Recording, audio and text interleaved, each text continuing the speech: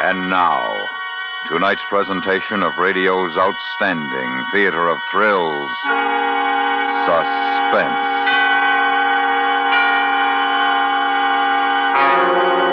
Tonight, we bring you a story about a man whose name was synonymous with death. We call it The Groom of the Ladder. So now, starring Hans Conried, here is tonight's suspense play, The Groom of the Ladder.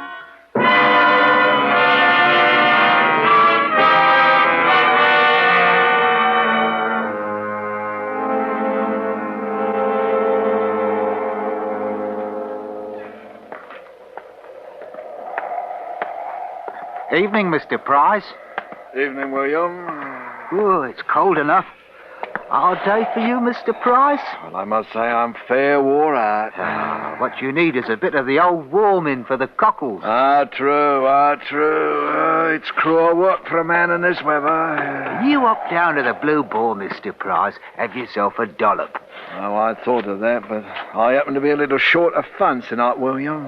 I wonder... Oh, have one for me, Mr. Price. Oh, that's very nice of you, I must say, William. Very nice. Good night. Good night, Mr. Price. My kindest regards to your wife, Mr. Price. Thank you, William. Ooh, what a dirty dog. I hope they give him what for at the Blue Boar.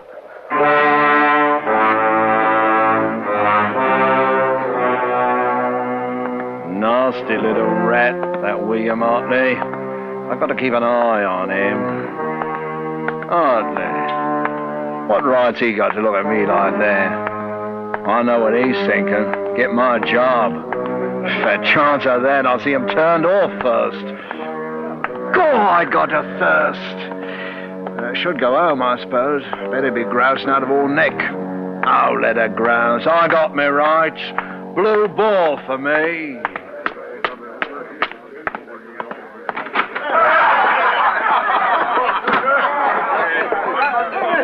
Evening, one and all. Evening, Mr. White, Mrs. White. Mr. Lowe. Oi, Brenny, you spry as ever. Hey there, what's this all about? Somebody dead?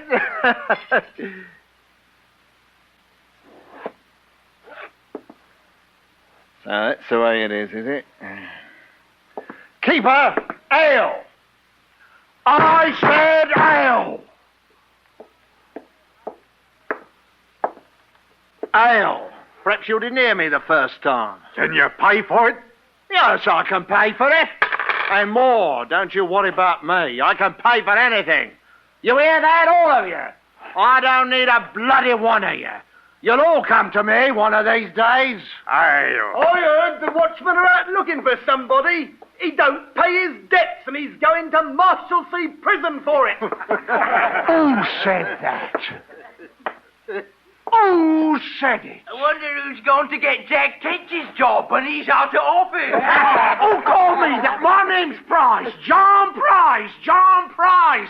John Price. Hear what I say? John Price. I have such an horrible pain in my throat, Mr. Ketch, dear. Do you have a cure? Got any old clothes for sale today, Mr. Ketch? Shut your faces, a lot of you. Stop! I'll do you a mischief, that's what you hear. You stop it. That's enough. There'll be none of that in here. If you want your ale, come over to the table and drink it. Otherwise, out. Well, I'm sorry I lost my temper. I'm sorry, I'm just very tired tonight. Accept my apologies, Keeper. I don't accept nothing from you except your money. I have to serve you, my charter says so.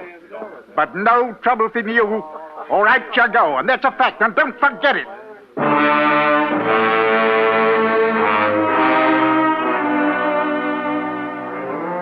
Why do they do it? Why, it's always like this. Either they don't say a blinking word or behave in that awful way.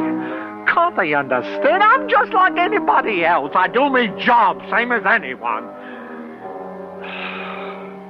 Gets lonely. A man sitting by himself, swilling ale, all by himself.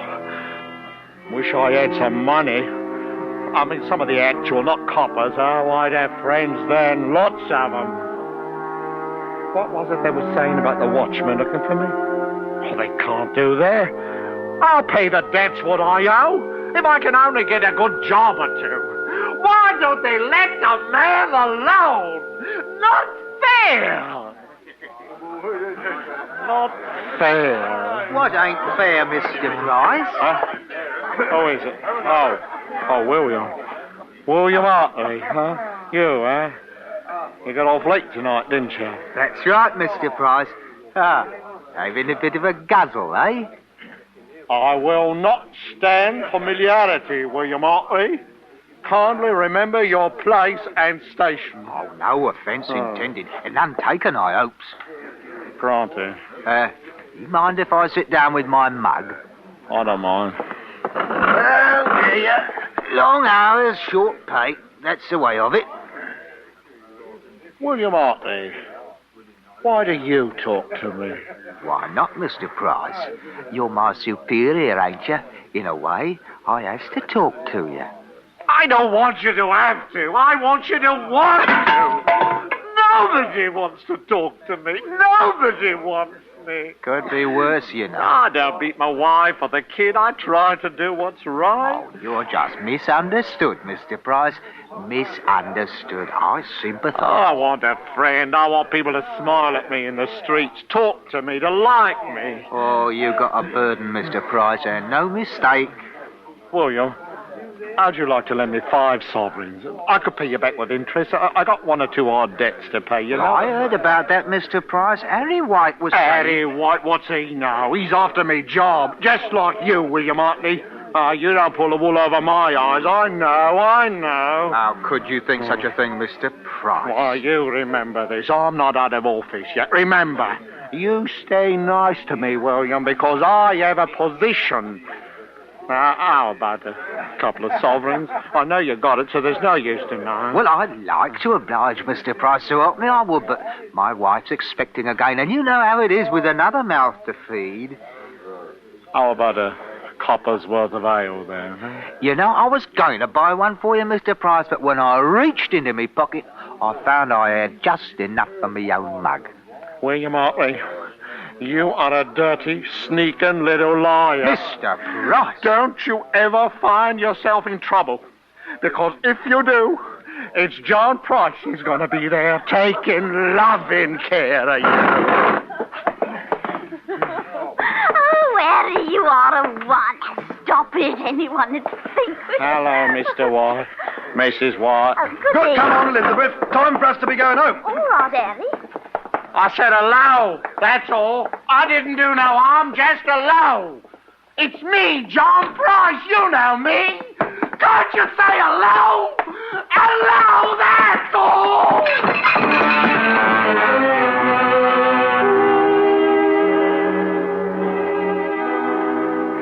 William Hartley, he come to the Blue Boar to laugh at me. That's how he gets his pleasure. They all do.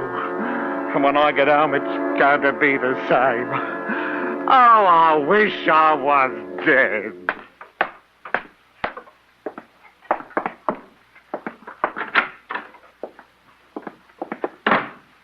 John Price, that's you? Where you been? I had a piece of mutton on the table at 6 o'clock. Hello, Beth. Where's the kid? Where you been? I've told you for the last time I ain't going to... Betty, love. I had a very difficult job today. Like to have broke me poor arm. I swore like a pig. How much did you get? The usual. Hand it over. No, bad. I should have knowed. You've been boozing at the Blue Boar. Spent every blessed penny. No, I was tired, but I thought a sup would help. Sup? Og's head, by the look of you.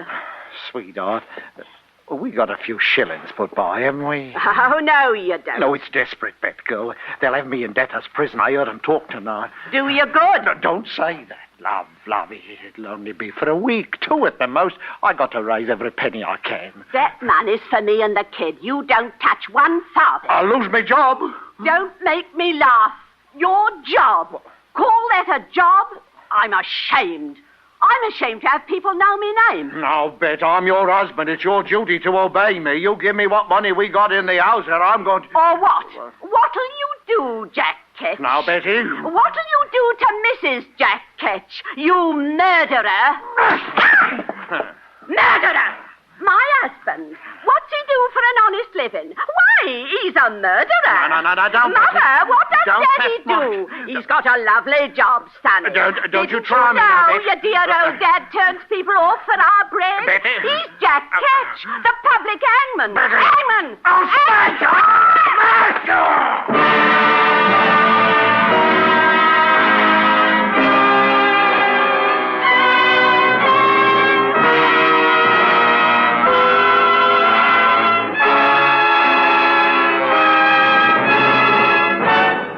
You are listening to The Groom of the Ladder, tonight's presentation in radio's outstanding theater of thrills, Suspense.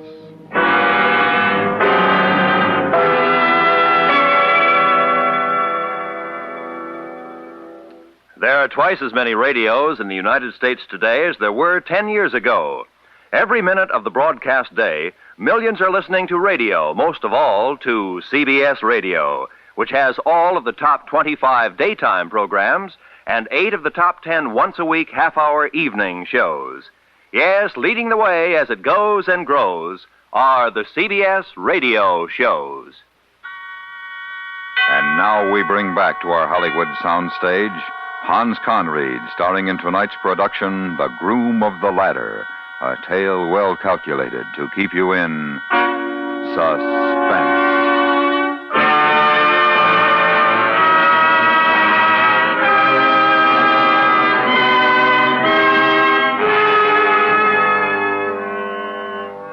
I suppose it was wrong to beat her like that. What's a man to do? So, what with my debts and what I done to Bet, here I am in Marshalsea Prison. Not the first time I've been here, but what a stinking hole. All of us together, the muck of London. Men, women, and dogs. There's one lad, though, that ain't so bad. He come in yesterday. He's got learning. A gentleman, you can see that. Thomas Lovelace, his name. He's in debt to his eyes. £2,000. I'll be here until I rot, Price. Oh, I wouldn't say that, sir. There's always hope. You've been here before? 3 times, sir. This is my 4th. And always for debt. Of course, there was the matter of my wife, Betty, this time. What did you do for a living, Price? What's the matter? Hadn't you noticed? The others, they never talk to me. Hadn't you noticed? Not particularly. I'll tell you why. Because I was in the employ of His Majesty. In service to the Crown. That's why. That's why they don't talk to you? Well, I suppose you won't either when I tell you. You'll find out in a day or so anyhow. What's the use? I'm the hangman. Hangman? But I thought that Jack Ketch... That's what they call me. Oh. I thought so. Go on, sir. I won't trouble you. You're a gentleman. You don't want the likes of me. You haven't got a very savory reputation, you know, Price. It was my job. Somebody had to do it. I've heard that you rather enjoyed it. That's a lie. What about the poor devils who paid you to put them out of their misery quickly? I was happy to oblige. Poor souls. Sometimes they give me a few pence to help them through the awful passage to heaven. But Lord bless them, I did my best. And if they didn't have any money? I wouldn't hold it against them. Of course, I'm not denying that a nice rack or press job was worth a few shillings extra. But wouldn't you have taken the money? I ask you, wouldn't you? I wouldn't have had your job, Price. Not for £1 million. Oh, well, that's the way of it. Each man to what he knows. Right, Mr. Lovelace? My profession is hangman. Yours is to be a gentleman. Am I right, sir? And we're both of us in debtor's prison.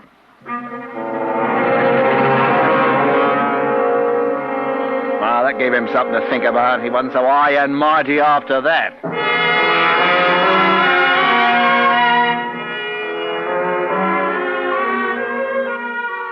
Mr. Lovelace never had visitors. I didn't either. That is, not till one day, 3 months after I first come here. And it was William Hartley. And I didn't like the nasty weasel smile on him. Well, Price, I heard about your misfortune and I came to sympathise. How thoughtful, William. How do they treat you in here? Treat? Oh, like a bloomin' earl, can't you see? Nasty smell down here. They haven't brought in the fresh roses yet. No. What about your debts, Price?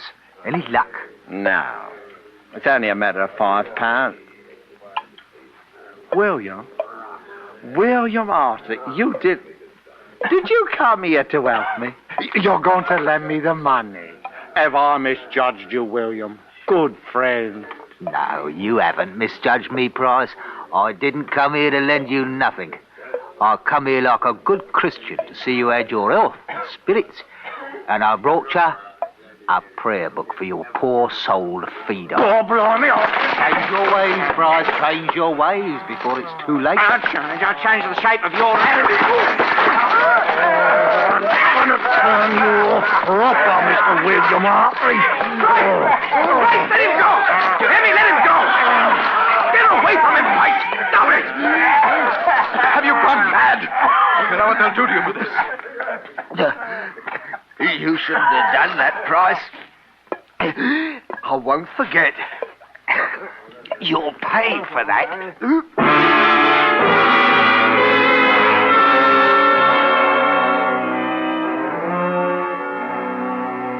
I paid 30 lashes and slumgullion for a month.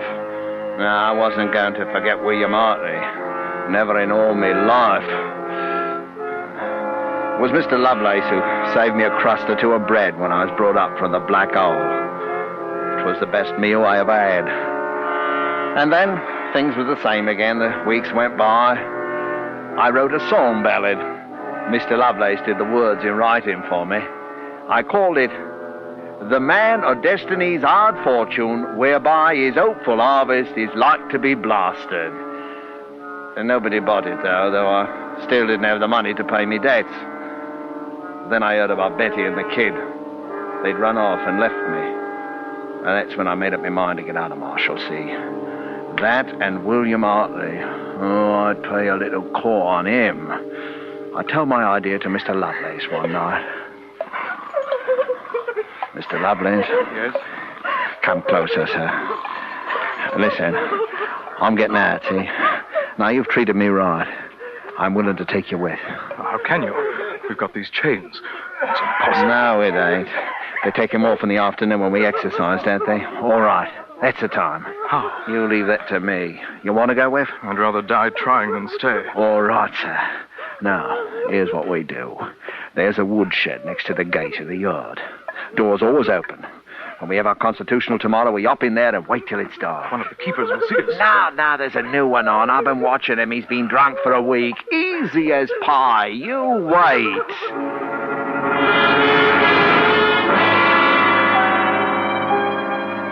We did it.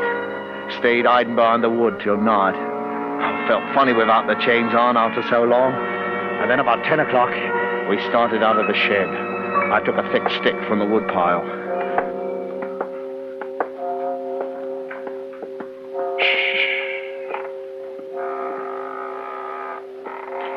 Come on. Gate will be locked. Have to do a bit of climbing then, eh? All clear. Look, keeper. He's asleep. We have to pass him, supposing he wakes up. He won't.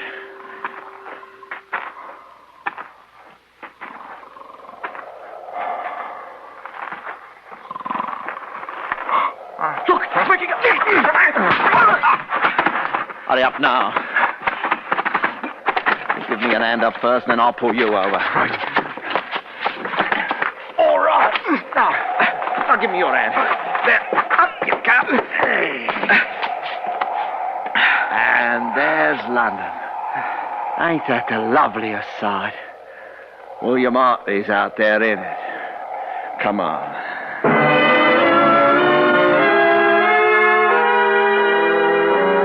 We stayed together till we was well out of sight of the prison. And then Mr. Lovelace said goodbye. I'll leave you here, Price.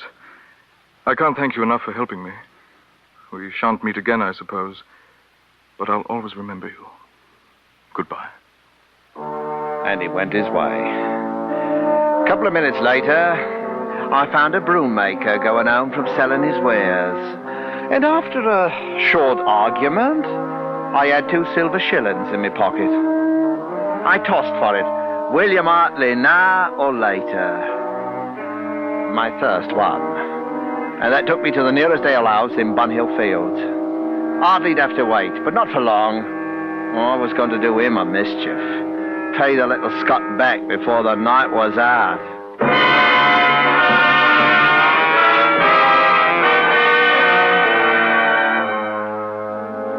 It was 2 hours later that I left the alehouse with a lovely swishing in my belly and happiness in my head. Funny thing, I couldn't on the life of me remember what I had to do. But there was something.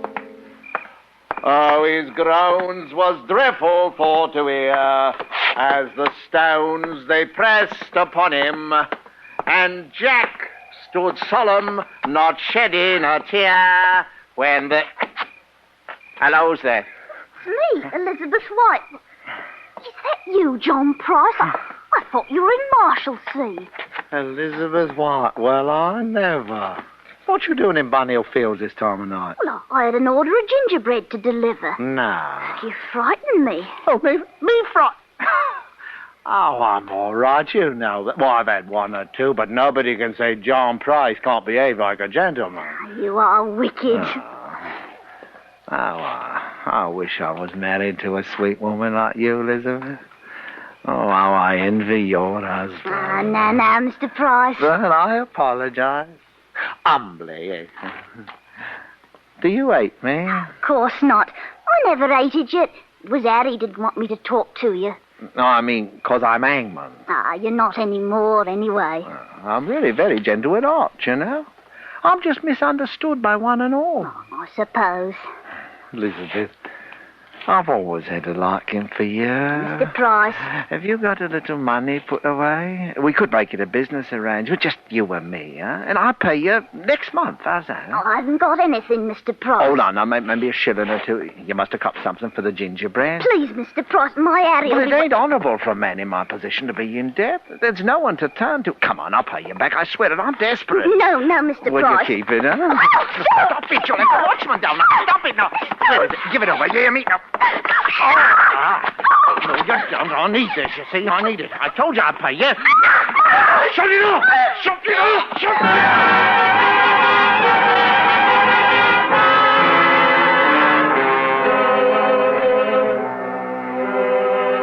Well, here we are again. Newgate this time. The watchman got me. But he was too late for Elizabeth White. I'm afraid I done her in, poor soul. I'm to hang for it, so there you are. I can hear them coming for me now. God, I'd like a last swig of something to see me on my way.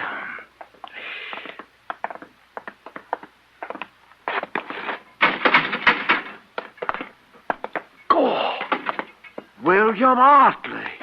Are you ready, John Price? You nasty little winkle. You mean you're the hangman? I am. God, blood. I was coming back to turn you off, you maggoty worm, and I forgot. Or you wouldn't be here now. I bear you no malice, John Price. Oh, you won't make no hangman. Not for long, you won't. You wait. You wait. They'll start calling you Jack Catch. You wait. It's my duty. I always knew that someday I'd find my calling to protect the people from such poor wretches as you. I have found it. God blimey. I might have knowed. Bar me too. Well, I, for one, haven't got a brass farthing for you. My clothes, they won't fetch tuppence, so blast you. I don't want neither. It's me job, John Price. Turning you off is me job, and that's what I'm going to do.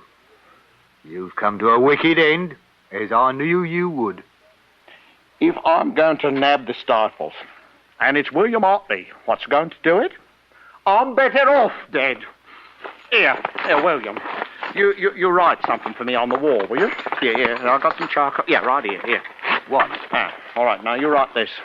Right, here died John Price, hangman of London. He was turned off upon the gallows, which he had served so well in his day. God save the King, in the year 1686.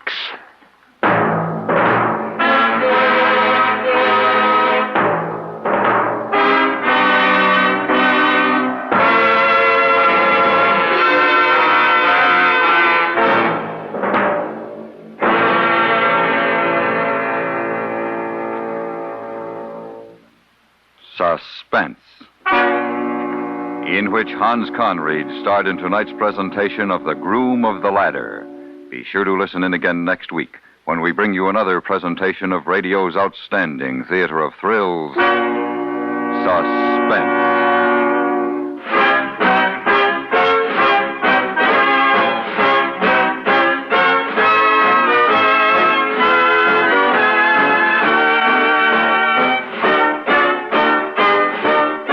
Suspense is produced and directed in Hollywood by Anthony Ellis, who also wrote tonight's script. The music was composed by Lucien Moraweck and conducted by Wilbur Hatch. In tonight's story, Ben Wright was heard as Hartley. Featured in the cast were Raymond Lawrence, Richard Peel, Bill James, Doris Lloyd, Betty Harford, and Stan Jones. Nobody's selling the Brooklyn Bridge anymore, but don't for a minute think that because that racket has been exposed, 100 others just as bizarre aren't flourishing right now. Underworld characters who want an easy buck and aren't fussy how they make it are endlessly inventive in that way. Fortunately, the agents of the FBI are even quicker and shrewder in their counter efforts to foil their plans and ferret them out of hiding. You can hear another startling drama revealing one more of those clever plans and its ultimate defeat on that popular CBS radio program, The FBI in Peace and War, over most of these same stations tomorrow night. Remember, The FBI in Peace and War, tomorrow night. Stay tuned for 5 minutes of CBS News, to be followed on most of these same CBS radio stations by The Jack Carson Show.